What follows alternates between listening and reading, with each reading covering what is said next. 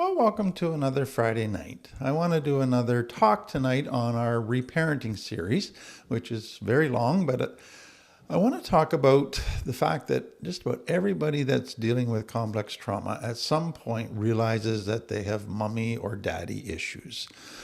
That somewhere along the line, they realize that they have this wound, deep wound, from mom or dad or both. And it's just, to me, a reality for everybody with complex trauma. And that part of recovery really becomes dealing with the mommy and daddy issues and seeing what they are, healing those wounds. And it's often a very painful part of the recovery journey, but a very important part. And I think part of the parenting process is realizing as a parent, even if you're a good parent, that your children will be wounded by you and you're going to have to help them navigate that. And so part of reparenting is helping myself navigate through all of my mommy and daddy issues. And that's what this is about. It's really important, I think, to start by realizing the influence that moms and dads have. Children, when they come into the world, their main connection to survive is with mom and dad. And that therefore gives mom and dad a tremendous amount of influence and power in that infant's life. It's interesting to me that 50 years ago, that wasn't really seen as a big issue. Mom and dad were mom was there to cook the meals and nurture the kids a bit. Dad was there to be the breadwinner. Dad was there to often enforce the discipline. Dad was away often with his job and wasn't super involved in the child's life, but that wasn't really seen as a big deal. He was just the provider. And so people didn't really see the power of the influence that the parents have and their need to connect with the child, to meet the needs of the child. That wasn't really seen. Dad was more about providing for the physical needs, mom some of the emotional needs. But what the research has shown is that, no, we got it wrong.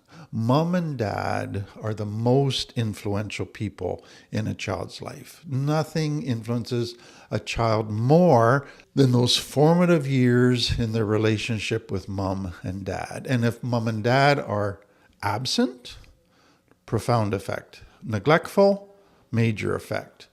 Abusive, profound effect. And so I want to look at some of that today with us. So just to begin, just the general overview of kind of the parent's influence on a child. So if a child's needs aren't met by mom and dad, so mom and dad might just meet the physical needs but not the emotional, that the child then adapts and they develop maladaptations which later affect them in life. If mom and dad aren't healthy, and they're living by a set of lies, or they're living by unhealthy relationship dynamics, that forms the child and has a profound effect on how they then enter into adult life. The lies they believe, the relationship dynamics they live by. If mom and dad aren't healthy and don't try to get healthy, the child learns to live with that kind of person, and it creates relationship templates for the child that normal is unhealthy. And as they go into adult life, they then are attracted to unhealthy people. That's their natural default setting. And if mom and dad are unhealthy, they role model how to respond to thousands of different situations, and the child just picks up how to respond, a toolbox from mom and dad. But if it's not healthy, that has a profound effect on them because mom and dad are their major role models that they are learning from. What I want you really to see is all of the 87 characteristics of complex trauma that we just did a series about. Most of those 87 characteristics are due to mom and dad's effect on the child. They can have other causes as well, but the main cause is typically mom and dad issues. So nothing affects the development of a child more than mom and dad. That's what I want you to see. And so if mom and dad are absent, neglectful, or abusive, it has a profound effect. So some of you, as I go through the statistics and this information, are going to find this hard to hear.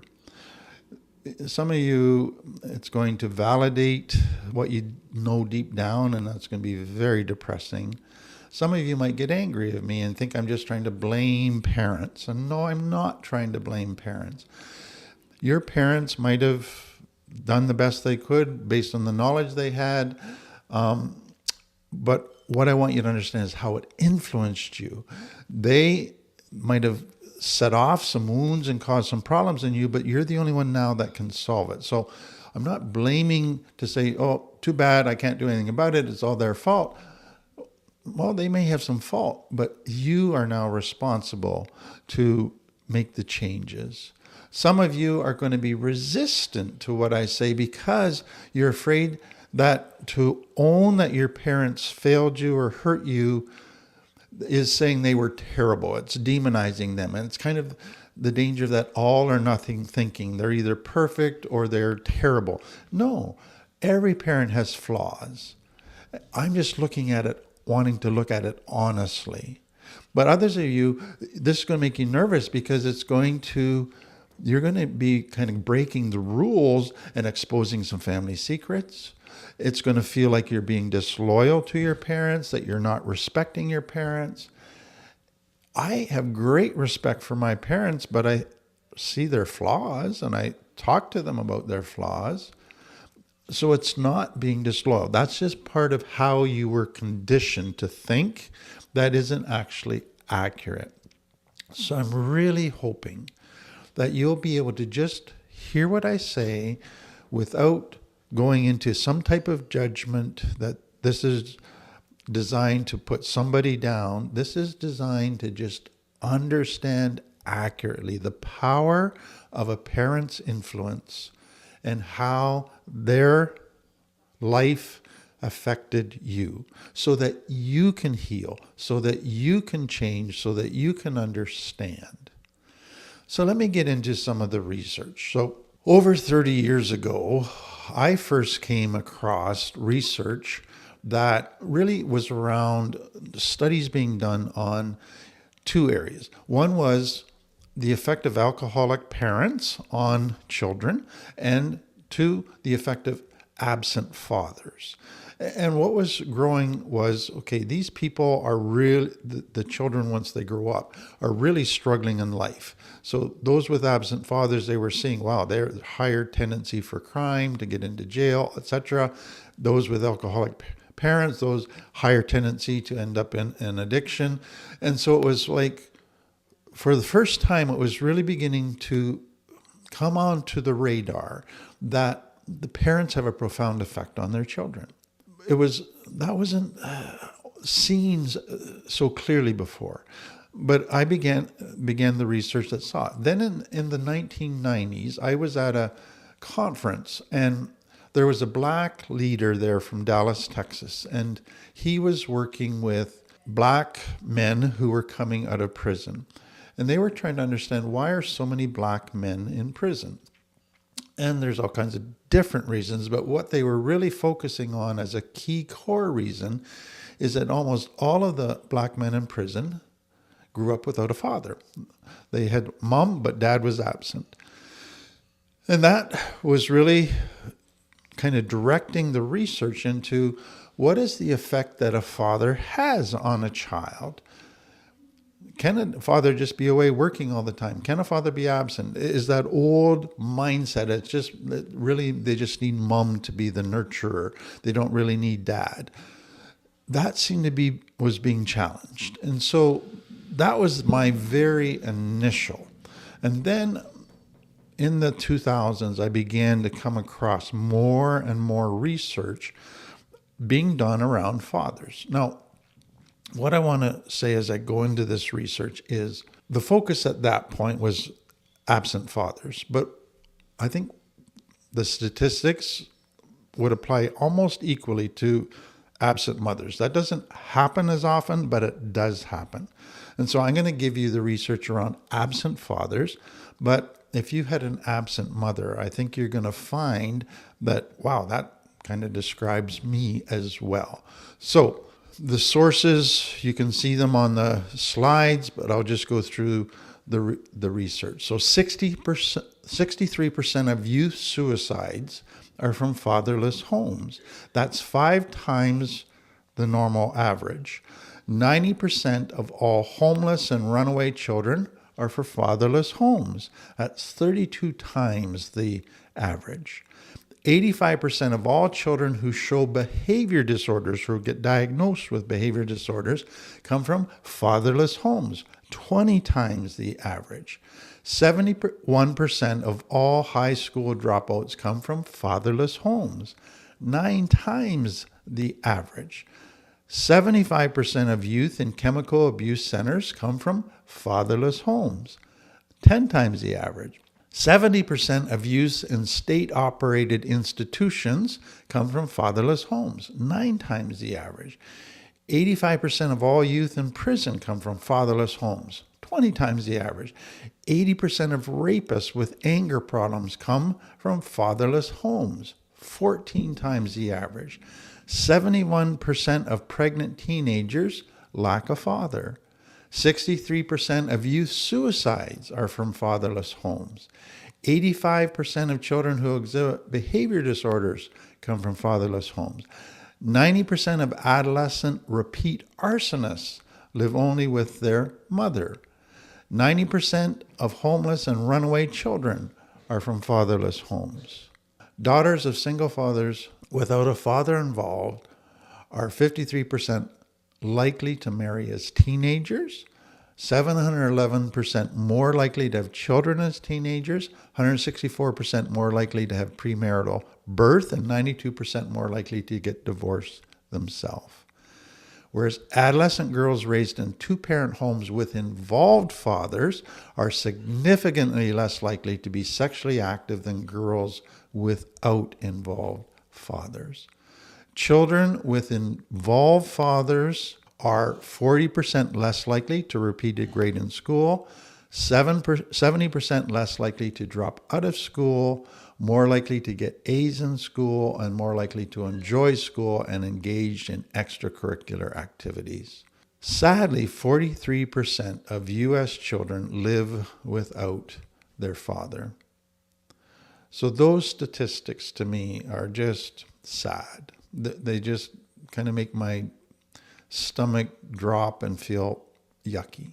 But it points to the power of the parent's influence on a young child's development. And that's what I want to talk about. And many of you have experienced that. And that is a deep, deep wound. And so I'm talking about it so you can understand it, so you can look at it honestly, see it accurately, so that you can heal. I'm not doing this to beat people up. I'm not doing this to try to blame anybody. This is all so that you can heal and learn what you need to do to grow and change. But I also want to add a little bit about parents who have wounded their children, who have been absent. I'm not doing this to try to shame you, to try to punish you. I'm doing this so that you can see the power of influence that you have and still have, so that you will understand and own your stuff to your children, so that you can hopefully grow and change and then repair the damage with your children. And what I have found is if parents are willing to do that, there's always hope that they can repair the damage and help their own children. So let me give you the types of mothers and fathers that people with complex trauma find that they have. So there's the lost father, the lost mother. And so that's just the parent who is absent. They abandoned you, neglected you totally. They maybe met your physical needs, but not your emotional needs. They were kind of there in one sense. They were a physical body in a room, but they were not there emotionally unavailable. So most of you can relate to that one. But then there's the abusive father or mother, and so they've abused you verbally, emotionally, psychologically, sexually, physically. Some of you went through that. Then there's the pampering father or mother. And so they didn't set boundaries for you. They spoiled you, treated you like a princess, let you away with stuff, just gave gift after gift, no rules, indulged you. Some of you had that. Then there's the toxic father or mother, and that's the one who's just controlling, domineering. They want to be enmeshed with you and involved in everything you do to control it. And then if anything goes wrong, it's always your fault. It gets twisted, so they're very narcissistic. And then there's the ruined father or mother, and that's the one, the parent who they depend on the child to meet their needs. They're in such a mess themselves that they're not taking responsibility for it. They're not trying to change. They just want the child to take care of them and fix their needs. So the child becomes the parent, and the parent becomes the child. And then there's the anguish-creating father or mother, and that's the one who is always letting the child down. They make promises they don't keep. They keep getting the child's hopes up, but then they let them down because they don't follow through. And so the child is constantly getting their hopes up and then going through the anguish of dashed hopes and being let down. So what I want you to see is every one of those parent types has a narcissistic element. The parent isn't owning their stuff. The parent is acting like the victim. The parent is controlling, blaming, only concerned about their own needs, not meeting the child's needs, not nurturing the child, not getting the child, but expecting the child to get them. So what are the consequences? And so we said all 87 characteristics basically come out of this, but let me just highlight the main ones. So shame. The child who has that type of parent basically thinks it's their fault, and then they develop a core identity that says, I'm not good enough, I'm not lovable, something's wrong with me, I'm a failure, and they develop this negative core identity. They also usually carry a ton of false guilt, believing it is their fault that things aren't working out with their parents, even though the child has done nothing wrong. Most end up with anxiety issues. They're walking on eggshells all the time, hoping that their needs get met, hoping they don't get hurt, and anxiety becomes part of their life. And then depression, because life sucks for them. Life is hard for them. And so depression becomes a part of it. Then they have boundary issues. They don't know how to set healthy boundaries. They don't know what healthy boundaries are. And so they let people use them, abuse them, walk all over them, or they're too rigid in their boundaries. They just isolate. So all kinds of boundary things come out of that. Then many have to shut down their emotions, or they just have trouble regulating their emotions. And so mommy-daddy issues often leads to this deep fear of abandonment. And that deep fear of abandonment leads to, if that gets triggered, there's emotional dysregulation happening. And so there's some real emotional regulation issues.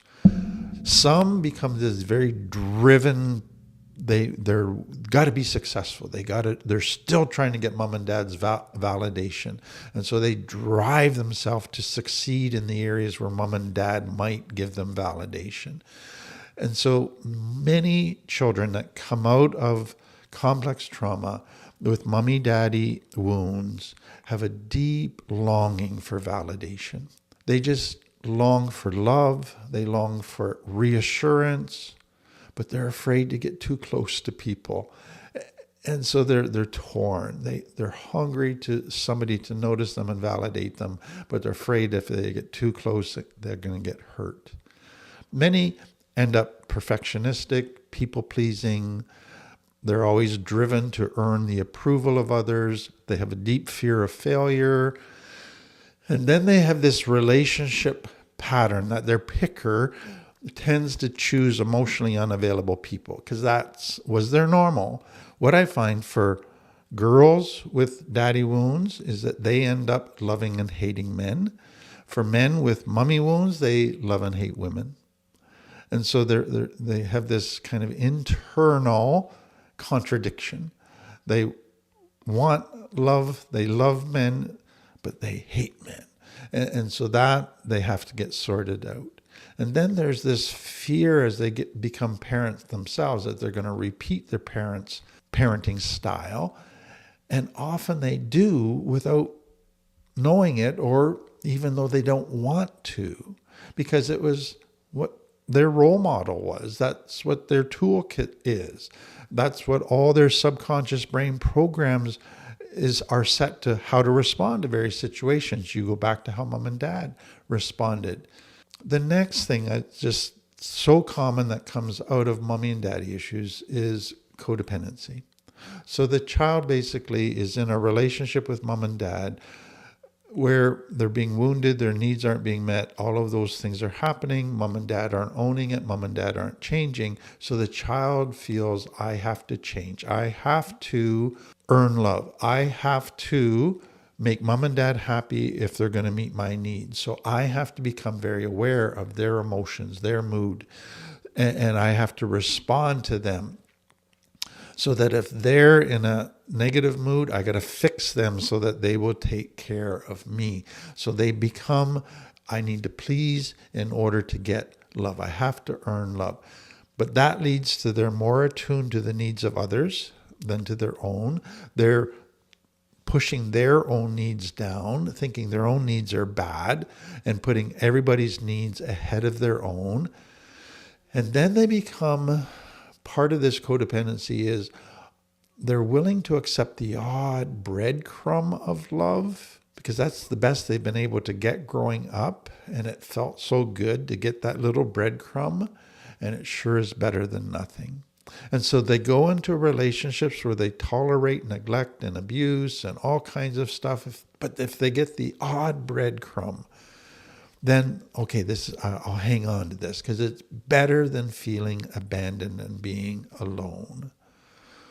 So what I want you to see is mommy-daddy issues tend to train you, give you a toolbox, give you a template that set you up so that all your adult relationships struggle, they tend to be unhealthy, and eventually to fail. It's got a profound effect on future relationships. There's a few other things. Most people with mommy-daddy issues have difficulty trusting others, especially in intimate relationships. And often they distrust the other person's intentions. Then they often have control issues that they need to have control in relationships. And then usually they have conflict with authority or authority issues because all of mom and dad were their two main authorities and they were deeply hurt by them and they don't trust them. Then they tend to over-explain themselves. This is to me an interesting characteristic. So they never, as a child, because mom and dad were absent or neglectful, they never felt seen or heard, that anybody got them. And so now they feel this need to over-explain. You need to get me. So if you're going to get me, I need to over-explain everything so that you get me. And so that becomes a tendency because they just long for somebody to finally get them. Some go in the direction of hyper independence. They learned early on that mom and dad wouldn't be there for them. So they just said, I don't need anybody then. I'm going to be totally self-sufficient, independent, and they carry that as a badge of honor. And then they subconsciously push people away because that might make me where I need somebody. And I can't do that because I'm proud of the fact that I don't need anybody. Many people who've had absent parents end up engaging in very risky behaviors or outright rebellious behaviors. There's just a deep anger that they may not even be aware of that is driving them. And that starts to come out in their teen years in engaging in risky behaviors and rebellion. Then some, when they get into adult life and into intimate relationships, really struggle with commitment. They hated that their parents weren't committed to them, but they fear becoming committed to somebody else. And they really struggle. And so some avoid commitment, or some become super clingy. And then they tend to engage in self-sabotaging behaviors. So whenever they're doing well, they seem to sabotage what is good and healthy. It's like they don't deserve it. It's like that's not their normal. It feels uncomfortable. They need to go back to what feels normal. Or anything that starts to feel too intimate, they sabotage because that feels too dangerous for them. And then it's important to talk about when parents are absent. So you don't have a mom in your life, you don't have a dad in your life. Many struggle with gender identity or role confusion. So for men, many become confused about who am I? What makes a man? And sadly, in our culture today, we have a lot of toxic masculinity stuff that men are a certain way, and it's very actually unhealthy. But they don't get a father to role model for them what a healthy man looks like. And so they're quite confused about that. But then if they begin to struggle with their own sexuality, and they might feel that they have some gay tendencies, or they don't know what to do heterosexually, don't really know kind of where they land on the whole sexual spectrum. They don't have anybody to help them navigate that. And they just get kind of some of the messages from the culture that can get very confusing for them. And then for women, it can be the same stuff, but they also can really, if they've had an absent father, they then struggle in relationships with male authority, with self-worth, especially. It's just a huge issue for them. Let me add, just kind of as an aside, this doesn't happen as often, but the absence of a mother. And this could be that mother died. This could be that mom and dad divorced and you went with dad. This could be that mom got into addiction and disappeared. And so you really didn't have a mother. Or it could be that you had a mother who was physically there but not emotionally there. She was there to give rules, to try to fit you into a certain mold, but she wasn't there to nurture you, to understand you, to meet your needs. It was all about her, very narcissistic. Some of the wounds that can come out of that for women especially is that a mother like that often is very preoccupied with looks, image, body, sexual performance. And so they can really shame their children, especially girls, body shame or sexual guilt stuff. So many women coming out of that really struggle in the area of their body and kind of sex. And then with a controlling type narcissistic mother, you weren't allowed to set boundaries. You weren't allowed to voice your opinion.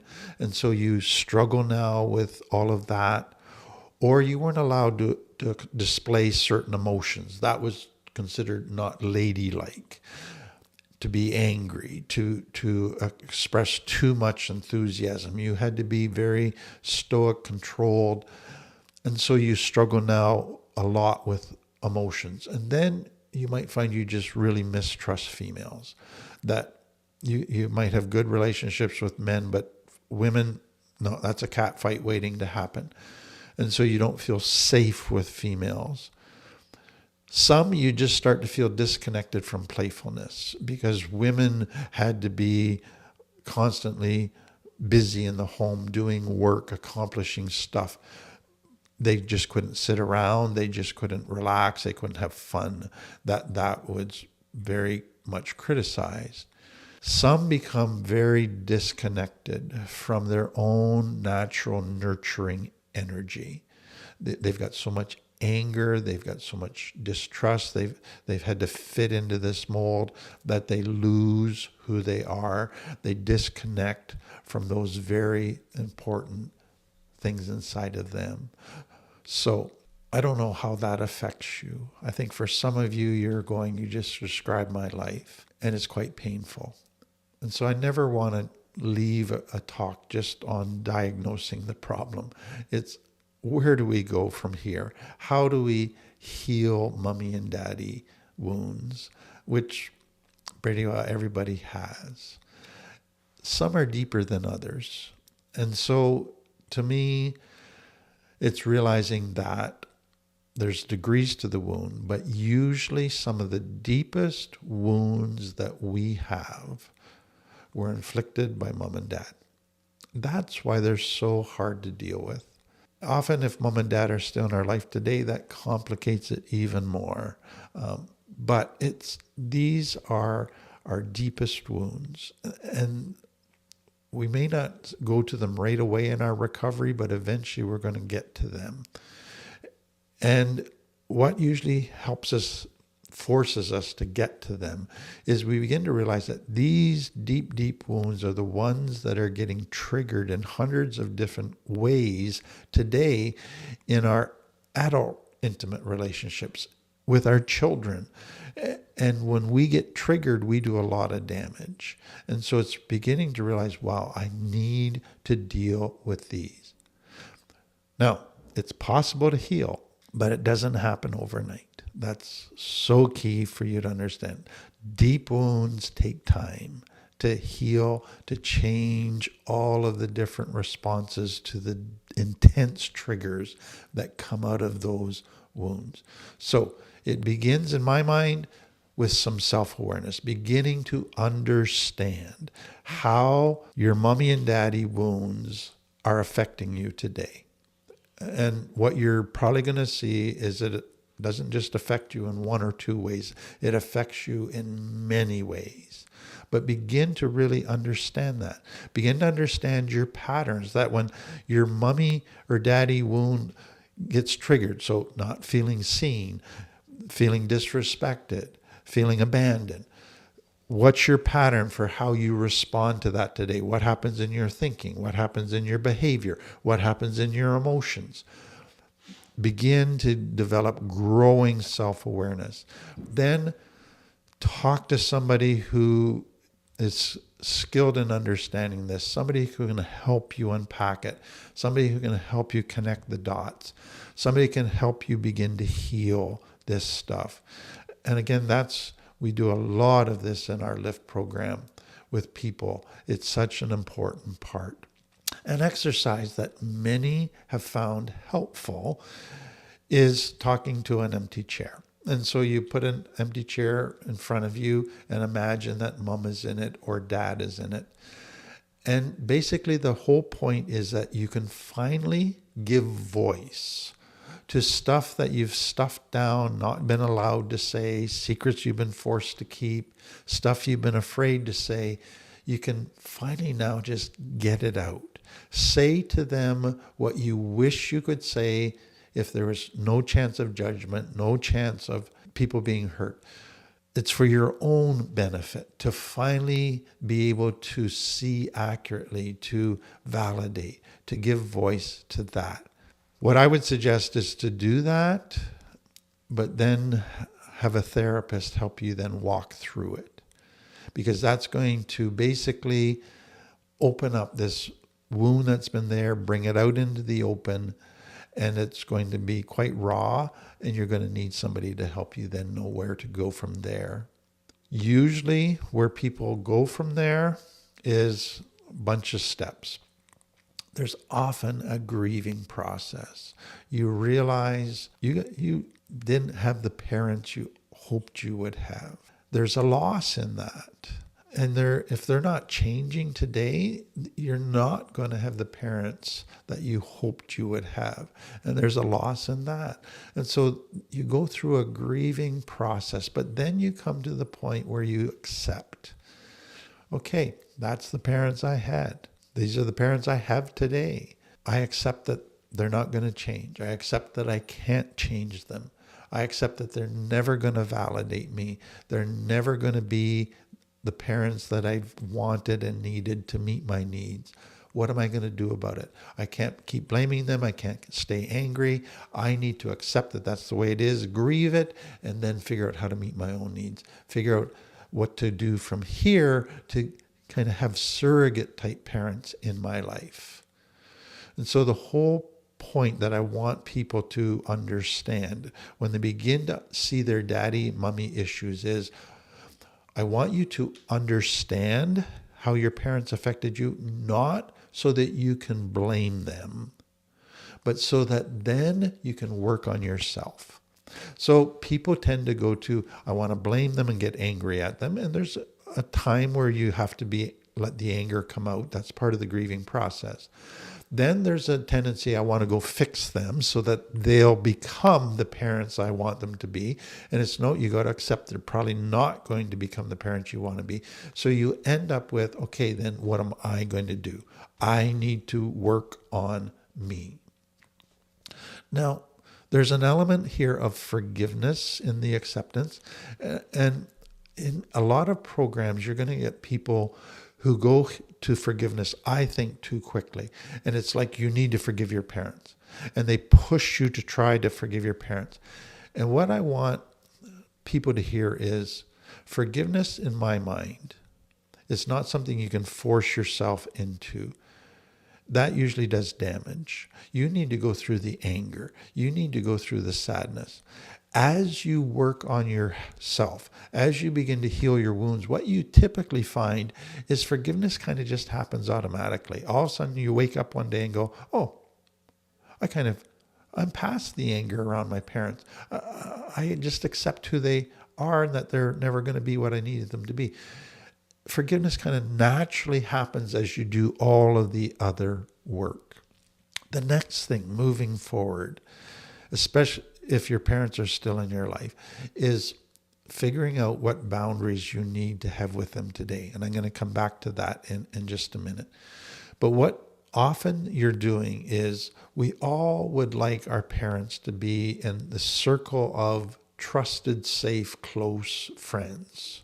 But when you realize they're never going to be that, then you begin to realize, actually, my parents are more like an acquaintance or a casual friend. Ooh, that's kind of painful.